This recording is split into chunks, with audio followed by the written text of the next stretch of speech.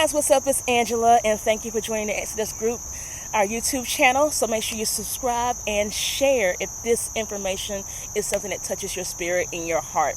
So I've been doing some reading on jw.org. Boring, but anyway. And the article I want to talk about today is how to be resilient. Made some notes. It really, really irritated me. If you don't know, I was raised Jehovah's Witness. I've been out for 20 years, and I was in it for 21. No, I'm not 40. I don't know what you're talking about. I started the Exodus group because it took me so long to get mentally out and gain those tools that everyday people already have. And so I feel like I'm still deprogramming, but I want to be there to help others get out and deprogram faster and live their best life. So today we're talking about how to be resilient. Now, this is in the 2019 Awake article, and the 6 lessons that your child should know. So it says, what is resilience? It's a resilient person bounces back from obstacles, disappointments, and skills acquired and experience. Just as a child cannot learn how to walk without an occasional fall, he cannot learn how to be successful in life without experience an occasional setback. Yes, setback happens, but I don't think that you need to, as a parent, to force the setback. You being a Jehovah's Witness already is going to make setbacks happen, or have to encourage resilience in your child. First of all, you already stand out because the kids don't wear anything that looks great. You're not in the latest fashions, especially if you're a girl. You don't celebrate the flag. You don't celebrate holidays. You are already picked on because you already stand out. So that right there creates resilience as it is. I don't believe that you have to go out and search for the resilience. Does that make sense? It goes on to say that some children are to get discouraged when they meet failure and adversity and criticism. Others give up entirely. It says to teach Bible principles. It says, resilience will help your child in challenges with confidence. I don't think for me personally this helped, because I stood out. I stood out to the point where I was literally picked on, and I didn't feel confident in myself because I didn't understand why I was getting picked on. I didn't understand why. Yes, it was for God, but it didn't make any sense.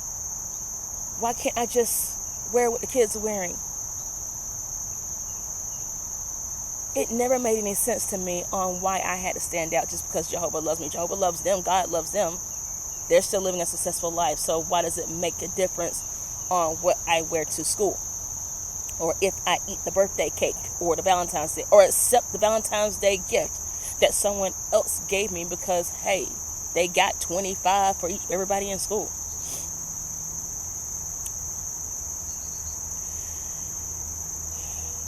Kids are not adults. We're going to fail as it is. There's no reason to set out, like I mentioned at the top of this, there's no reason to set out a plan to go out and create a problem for the resistance. And I know after I left the organization, I did this for years. I created problem after problem after problem in search for God's approval. The only thing I really agree with this thing is it says avoid fixing problems for your child. Yes, I get that. Yes, some decisions your child should fix by themselves. All right? Cool. Yes, you might be able to lead them in the right direction or give them your own idea, but that does not mean you tell them what to do. Your child's going to have their own viewpoint on things and their own reality, and that's okay. With my nieces and nephews, I allow them to make decisions. If it's not huge decisions, that's their decision. That's their choice. Sometimes it ends up with a boo-boo and a crying, but most times I kind of warn them, hey, I said not to go that way because whatever.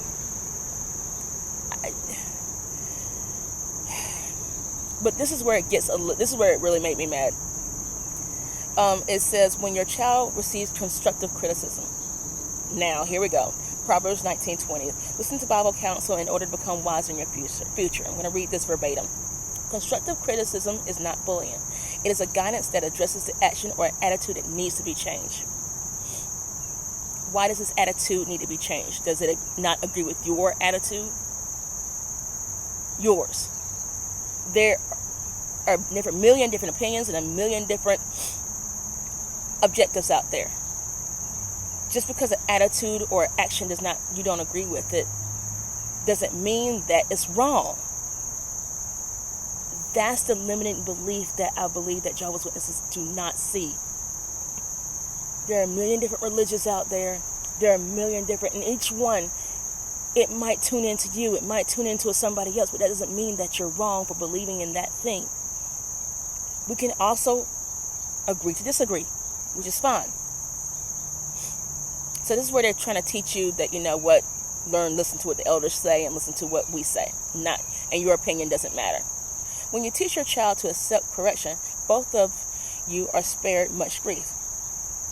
If your children are always rescued from their errors, says a father named John, they will never learn. They will jump from one problem to the next, and you will spend the rest of your life following them, stopping them out in the fires they cause.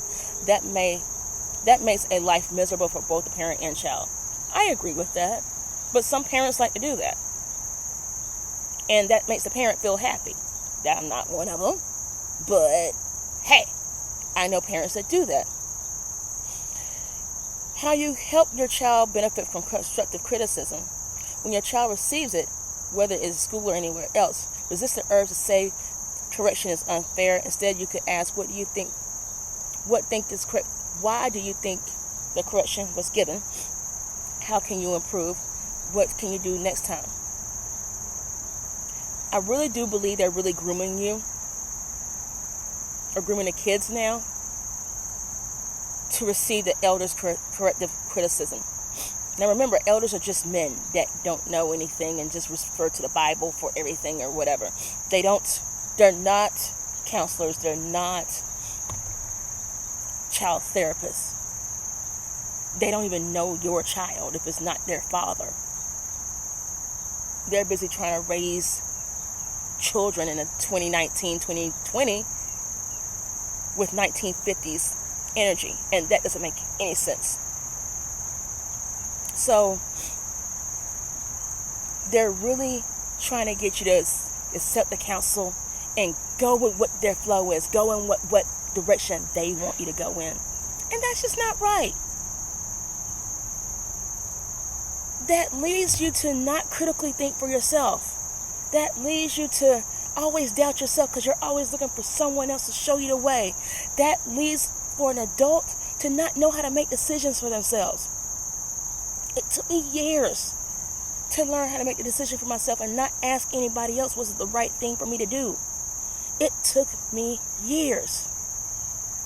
This article is another article that demonstrates the fact that they want you to be relying on the organization for every decision and not give you the information or the tools to help you be a strong person yourself. But okay, if you critically think and you're a strong person yourself, then you don't need Jehovah. And I guess that's what they don't want you to do. They want you to want Jehovah or the Watchtower Organization or the GB. Anyway, I'm Angela Emery. You're stronger than you think. I will talk to you soon. Put your comments below. We are helping at least 3 people right now with the Exodus group.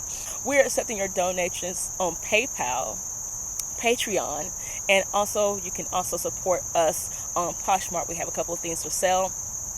If you know anybody that needs help we're working with, don't count me out to help out with a tiny home. So if you want to qualify for that, let me know. Inbox me below. Let me know your thoughts on this video. I'll talk to you soon.